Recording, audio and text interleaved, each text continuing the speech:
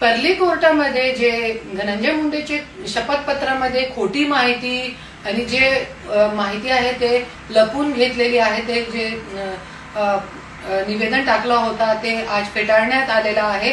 तरी पण मी उद्या डिस्ट्रिक्ट कोर्टमध्ये परत न्यायाची मागणी करण्यासाठी मी जाणार आहे। आणि आपल्याला स्पष्ट दिसतोय धनंजय मुंडेच्या शपथपत्रामध्ये की दोन मुलाबाळांच्या नाव, बायकोच्या नाव 19 मध्ये नाही टाकला, 2014 मध्ये नाही टाकला, 2019 मध्ये नाही टाकला आणि अचानक 2024 मध्ये दोन मुलाबाळांच्या नाव टाकून बायकोच्या नाव, त्यांची आईच्या नाव गायब आहे आपल्याला स्पष्ट दिसतोय। तरी पण आज न्यायाधीश साहेबांनी कशाला माझी याचिका जी आहे फेटाळली आहे, धनंजय मुंडेला क्लीन चिट दिलेली आहे, ते अन्याय विरोधात लढण्यासाठी मी शांत बसणार नाही आणि मी उद्या बीड डिस्ट्रिक्ट कोर्टामध्ये याचिका परत मी दाखल करणार।